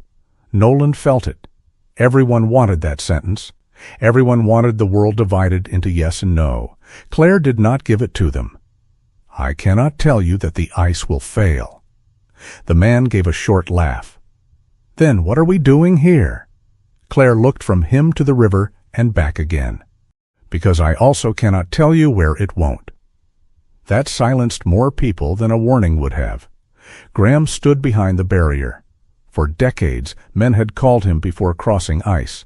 They had trusted his ruler, his drill holes, his weather notes, his refusal to sound uncertain. Now he stood before them, leaning on a cane, with the dog he had nearly lost sitting a few yards behind him. Warren turned. "You ready?" "No," Graham said. "Good. Means you know what this costs." Graham removed his cap. The gesture changed the mood more than Nolan expected. Without it, Graham looked less like the irritable expert people were used to, and more like an old man asking to be heard by people he had disappointed. "I gave the association a positive field assessment last winter," Graham began. No one interrupted. "I knew the fixed sensor network was no longer reliable. I continued manual inspections. I drilled. I measured surface temperature. I watched current marks, snow load, and the shoreline. Those readings were real." A man near the back said, "Then what's the problem?" Graham looked at him. "They were not enough to support the certainty my report allowed people to believe." The wind moved across the river. The ice shone behind him, bright and still. Graham kept both hands on the cane. "I wrote that no significant instability had been observed in the event area. Technically, based on what I measured, that was true." He swallowed. It was not the whole truth. Warren's jaw tightened. Someone asked, "Why?" There was hurt in the word. Not anger yet. Hurt. Graham looked toward the men gathered near the trucks. Some had driven more than an hour. Some stood apart as if they had already prepared themselves to leave before anyone noticed disappointment. Some looked at Graham the way people look at a bridge they have crossed for years and suddenly realize no one inspected properly. "Because I was afraid this would disappear," Graham said. The word did not belong easily in his mouth. That was why it mattered. "I knew what this day meant to some of you. I knew there were men who would not say they needed company, but would spend a week preparing fishing gear. I knew there were people Warren called because nobody else did. I told myself protecting this day was the same as protecting you." He looked down at the cane, then back up. "It was not." The canvas-coated man removed one glove and rubbed his mouth. "You decided for us." "Yes," Graham said. No defense followed, no old man speech, no explanation dressed as apology. Only the word. Warren stepped forward. "You protected the day by taking the choice away from the people coming to it." Graham nodded. "Yes." A long silence spread. Nolan thought of the night before, of Warren handing him bad coffee beside the barrier at Blackwater Bend. He had expected this morning to be about whether men obeyed a closure. It was not. It was about whether they could accept truth from a man who had delayed giving it to them. Graham lifted his cane slightly and pointed toward the river. "I am asking you not to step onto that ice because I told you it was safe. Not today. Maybe not again this season. If you choose not to trust me after this, that is your right. But do not let my name carry your weight out there." Orbit rose. Laurel tightened the leash. The dog did not pull toward the river.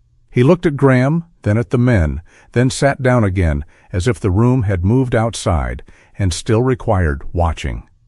One man picked up his fishing rod. For a moment, Nolan thought he was going to walk toward the barrier. Instead, he carried it back to his truck and laid it inside.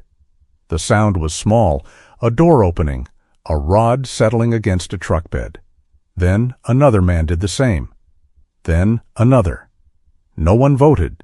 No one declared the event canceled. They simply began accepting what the morning required. The canvas-coated man stood longest. His name, Nolan learned from Warren's quiet murmur, was Walter Briggs, 71, retired truck mechanic, loudest man on the phone the night before. Walter stared at the river as if trying to make it confess. Finally, he shook his head and put his auger back into his truck. "I drove 90 minutes, he said. Warren answered, "I know. I packed lunch. That part shocks me." A few men laughed despite themselves. The laughter did not fix anything, but it let air back into the morning.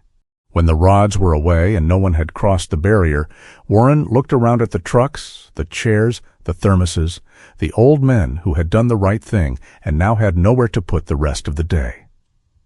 "We cannot all just drive home," he said. No one disagreed. Nolan looked at the river. He thought of Arthur standing here before sunrise, pretending the fish mattered.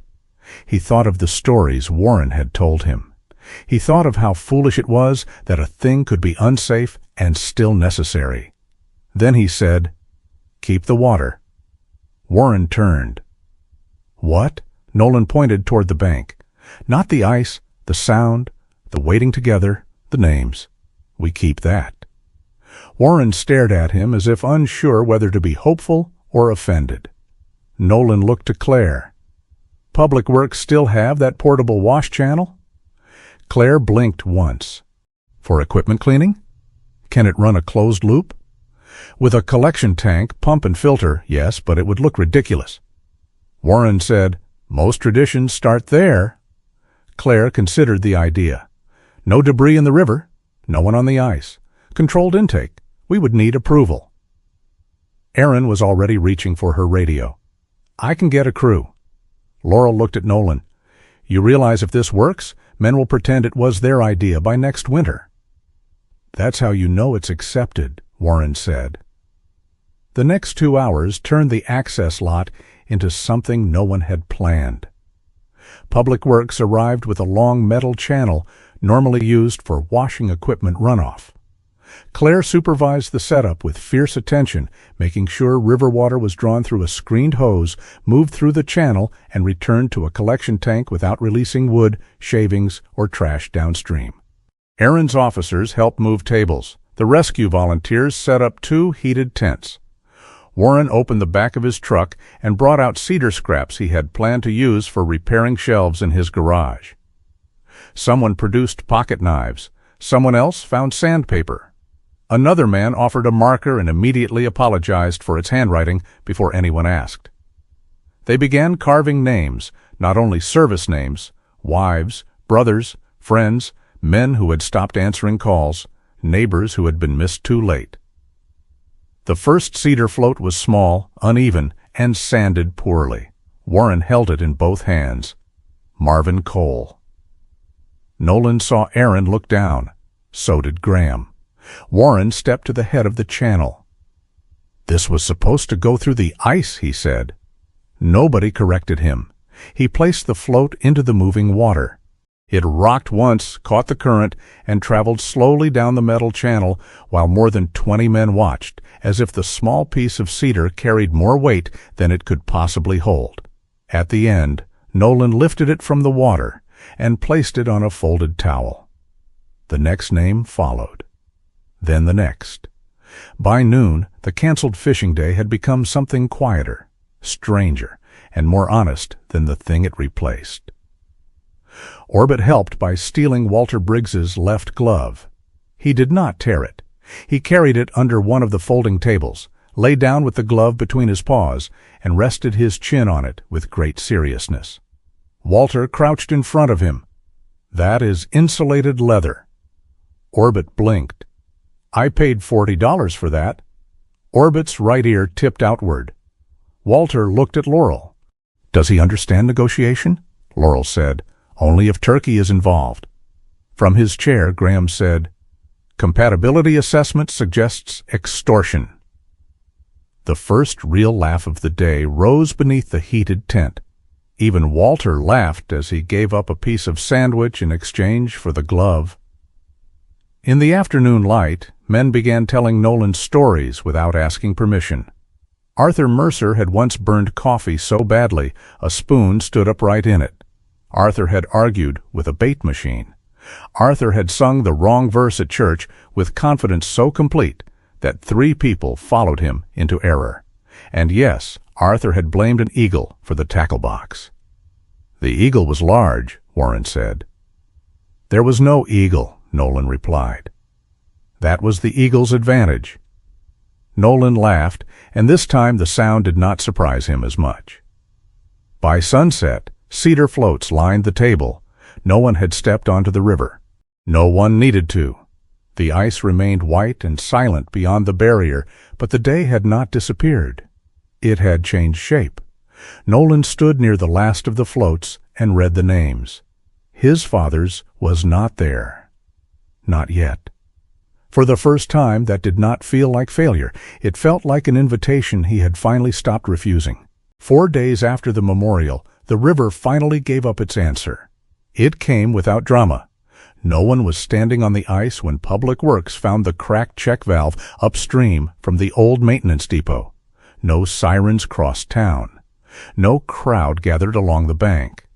A maintenance crew in orange vests dug through frozen ground beneath a gray morning sky, and Claire Donnelly stood beside them with her tablet tucked under one arm, watching the kind of truth that never looked large enough for the damage it could have caused. The valve housing had shifted after spring ground movement near the slope. Not far, not enough to look catastrophic. Just enough to let groundwater several degrees warmer than the river escape into the channels beneath the ice whenever the pumps cycled up. A few degrees, a narrow crack, a deferred repair. Nolan stood near the access road with Aaron Holloway, while the crew isolated the line and installed temporary monitors along the affected channel. The river looked almost unchanged. Snow still rested along the banks. The surface still stretched white and silent between the trees.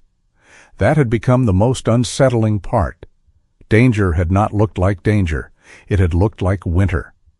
Claire walked over with the preliminary report folded in one gloved hand. "It was there," she said. Aaron took the report but did not open it immediately. "The valve?" Claire nodded. "Cracked housing. Pressure logs matched the thermal bands. The discharge was intermittent, which explains why some manual readings looked fine and others didn't make sense." Nolan looked toward the river. So everybody was right enough to be wrong? Claire gave him a tired glance.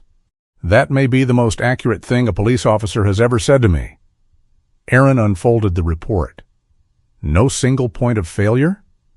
"No single person," Claire said. "A lot of small decisions. Repair delayed, sensor network degraded, ownership unclear, field assessment written with more confidence than the evidence deserved." She paused. "And everyone kept walking around the hole because nobody could see it from shore." Nolan thought of Orbit in the dark water, of Graham pinned inside the cabin, of more than 20 men standing behind the orange barrier holding fishing rods they had chosen to put away. They had come closer than any of them wanted to know. The final report would not satisfy the people who wanted a villain. It would not give the town a single name to blame or a neat lesson to carve into a plaque. The truth was less useful than that. It showed how a system could fail slowly while still being staffed by people who meant well. Graham Weller read the findings twice. He did it at Laurel Ames's clinic, seated beside the recovery pen, where Orbit slept on his side with one oversized paw hanging over the edge of the blanket. The young German shepherd had regained most of his energy and none of his patience for being treated like a patient. His rust-red warming coat hung from a hook near the door. His dark teal collar had been cleaned, though the metal tag still carried scratches from the river. Graham wore a burgundy cardigan over a cream shirt and had traded the wheelchair for a dark wooden cane. The improvement had not improved his mood. Nolan stood near the counter with his arms folded. Laurel leaned in the doorway, burgundy glasses low on her nose, reading Graham's face the way she read an animal trying to hide pain. Graham set the report on the desk. Then he pulled a sheet of clinic stationery toward him and began writing. Laurel frowned. "What are you doing?" "Committing to paper what people will later pretend I said unclearly." Nolan stepped closer. "That a letter?" "A resignation." Laurel's expression flattened. "No." Graham did not look up. "You have not read it?" "I heard the genre." Nolan watched the pen move across the page. Resignation from all river monitoring activities, advisory duties, event assessments, and informal consultation. The words were careful. Graham had always trusted careful words. This time they looked less like responsibility and more like a door being closed from the inside. "You corrected the record," Nolan said, "after I considered destroying it. You told the association yourself.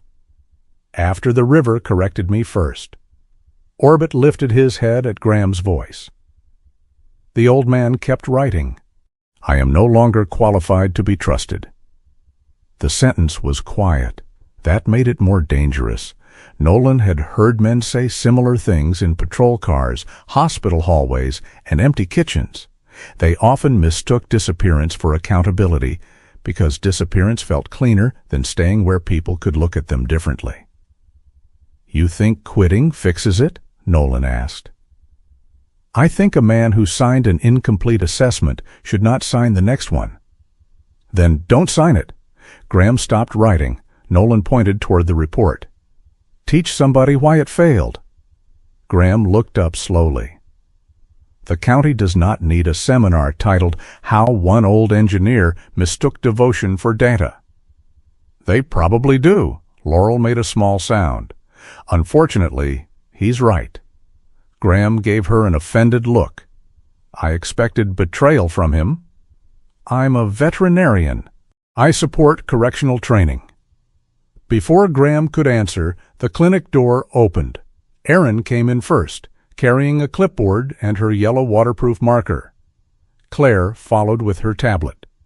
Warren Doyle entered last, holding 4 paper cups of coffee balanced in a cardboard tray and looking as if the tray had personally insulted him. He saw the paper beneath Graham's hand. "No," Graham sighed.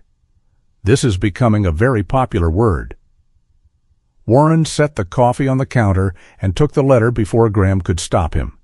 He read the first 2 lines. Then he folded it once and handed it to Erin. Graham stared. "That is county correspondence?" Erin uncapped the yellow marker. "I'm county adjacent when something is broken." She drew one thick line through the first paragraph. Graham's face hardened. "You cannot reject my resignation with a highlighter." "It's a waterproof marker." "That changes nothing." "It changes durability." Claire set her tablet on the desk and turned the screen toward him. "We are rebuilding the monitoring program," she said. "Not around you." Graham did not speak. Claire continued. "Sensor data, manual drilling, current behavior, weather shifts, rescue access, and field observations will all be logged together. No one person declares the river safe. Every field reading gets a second confirmation. Public Works owns maintenance, emergency management owns event approval, police and fire review access and response routes." Warren picked up his coffee. "The Veterans Association will provide shoreline volunteers." Graham looked at him. "For what purpose?" "Record keeping, radio checks, coffee criticism. Whatever Claire tells us, we're not qualified to argue about." Claire said, "You can argue. You just have to write it down." Erin placed the marked letter back in front of Graham.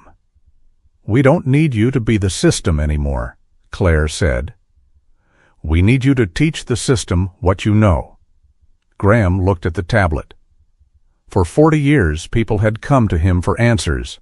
The new plan was asking him to become something harder than the answer, a source that could be questioned, checked, corrected, and still valued. Orbit stood from the recovery mat, stretched too far, and wobbled slightly. Laurel pointed at him. "Do not make a metaphor of yourself." Orbit ignored her and walked to Graham. His right ear tipped toward Warren's coffee tray first, then corrected toward Graham's chair. He placed his chin on the old man's knee. Graham's hand settled behind the tilted ear. "I will not sign safety approvals." "Good," Claire said. "I will not be used as decoration so the county can pretend it solved a problem." "Also good." "I reserve the right to tell volunteers when they are measuring like fools." Warren raised his cup. "That's the Graham we know." Nolan looked down at the torn edge of the resignation letter. The old man had not been forgiven by paperwork. The system had not become trustworthy because everyone agreed to a new plan in a clinic. But something important had shifted. Graham was no longer being asked to carry the river alone, and he was no longer allowed to. Orbit did not return to the service support program. Laurel made that clear before anyone could turn the dog's survival into a motivational poster. The program was not wrong, she told Nolan one afternoon, while Orbit tried to sneak a glove out of Warren's coat pocket in the clinic lobby. He should not be placed with someone who depends on perfect directional response. That is a real limitation. Nolan watched Orbit freeze with the glove halfway out. Warren, without turning, said, "I know you're doing it." Orbit released the glove and looked offended by physics. Laurel folded her arms. "He doesn't need the program to be wrong for him to be valuable." Graham, from the chair beside the window, said, "That sentence applies broadly and should be issued to several county departments." Laurel pointed at him. "You are not exempt from recovery because you learned a lesson." "I dislike how frequently you use medicine as censorship." A week later, Graham signed the adoption paperwork. He insisted the term adoption was sentimental and imprecise. Laurel made him sign beneath it anyway. Nolan visited often at first, telling himself the stops were casual, then giving up the lie. Orbit began greeting him with an odd routine. One careful step toward Graham, one toward Nolan, then a full-body lean against whichever man looked more likely to pretend he did not need it. Graham said the dog lacked discipline. Laurel said the dog had standards. Nolan said nothing because Orbit usually chose correctly. Winter moved on. Repairs came slowly, as repairs did. Temporary sensors became permanent replacements. The maintenance ownership chart, after 3 meetings and 1 argument involving Mason Keene and a whiteboard, became simple enough that no one could hide behind it. By the next February, the new riverside shelter stood above the bank near the downstream bend. It was not large. A timber-framed structure with clear panels facing the water, a covered awning, a small warming room, and the portable memorial channel rebuilt in wood instead of metal. A pump circulated filtered river water through the trough and back into a collection tank. No cedar, sand, or debris entered the river. No one had to step onto the ice to hear water moving. On the dedication morning, snow fell lightly under a bright sky. Nolan arrived carrying a small glass display case wrapped in a towel. He wore a charcoal sweater beneath a dark navy coat. No uniform, no badge visible. Just the black square watch on his left wrist and the old red fishing float in the case under his arm. Inside the shelter, wooden floats from the previous winter lined the wall.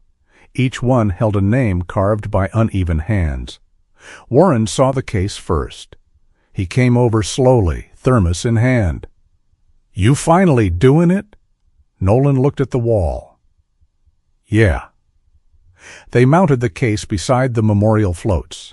Inside lay Arthur Mercer's old red fishing float. The paint was chipped. The small metal loop had darkened with age. Beneath it, Nolan placed a card. Arthur Mercer once lost an entire tackle box and blamed an eagle nobody else saw. Warren read it. The eagle was real. Nolan adjusted the case. You weren't there. Your father was my source. Then your source was compromised. Warren smiled. Reliable enough? The ceremony began without a speech long enough to make anyone regret attending. Graham stood with one hand on his cane, Orbit seated beside him in the rust-red coat. Claire checked the channel once, even though it had already been checked twice. Erin watched the river from the shelter entrance, less because she expected trouble than because some habits were how she cared. Warren took the bell rope near the awning. We used to meet out there, he said, nodding toward the frozen river. We thought standing on the ice was what kept the day alive. He looked at the floats on the wall. Turns out it was standing together. He rang the bell once. The sound did not echo grandly across the whole valley. It did not need to. It reached the people who had come. Names were read. Coffee was poured. Orbit attempted no theft for nearly 20 minutes. A personal record. Halfway through the ceremony, Nolan's phone vibrated. He almost ignored it out of respect for the reading. Then he saw the name. Calvin Ross. Retired officer, 72. Lived alone outside town since his sister moved to Arizona. He had worked with Nolan years earlier and had become the kind of man people described as private when they meant no one knew how to reach him without feeling intrusive. Nolan stepped onto the porch. Calvin. A pause. Bad time? Nolan looked through the doorway at the moving water in the channel, at Warren pretending not to check on Graham, at Orbit lying between the old engineer's chair and the wall of names. 6 years ago, another call had come at an inconvenient moment. Anger had made tomorrow sound reasonable. This time there was no anger, only a ceremony, a room full of people, and a phone in his hand. No, Nolan said. What's going on? Another pause. Snow moved softly beyond the porch. Nothing, Calvin said. Just didn't feel like being by myself today. Nolan closed his eyes briefly. He did not make the moment larger than the man on the line had offered it. He did not turn it into redemption. He did not speak as if one answered call could balance an unanswered one. He only leaned against the porch rail and looked at the red float in its case through the window. All right, he said. Stay on the line. Inside, Orbit lifted his head at the sound of Nolan's voice.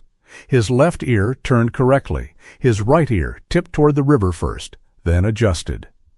The dog rose and walked back to Graham, circling once before lying down where he could see both the old man and the door. Not perfect, never perfect, no longer required to be. Nolan listened while Calvin found words slowly. Outside, the Alder River moved beneath its white winter skin. No one crossed it. No one needed to. The past had not changed. Arthur's call was still unanswered. The river had still nearly taken what could not be replaced. Graham still walked with a cane on cold mornings, and Orbit still turned the wrong way before correcting himself. Healing had not erased any of it. It had only changed what came next. Nolan stayed on the phone until Calvin's voice steadied. Then he went back inside, where Warren handed him coffee, and Graham pretended not to be watching him too carefully. Orbit rested his chin on Graham's boot. The bell moved softly in the wind. And for the first time in years, Nolan understood that tomorrow was not a place to store the love we are afraid to answer today. Sometimes healing does not come by changing what happened yesterday. It comes when grace gives us the courage to answer today. Nolan could not return to the night he missed his father's call. Graham could not undo the trust he had misplaced in himself, and Orbit could not become the perfect dog some program once needed him to be. But each of them still found a way to listen, to stay, and to serve with what remained. Maybe that is one of the quiet ways God leads us forward, not by erasing every regret, but by placing the next call, the next person, the next small chance for love in front of us.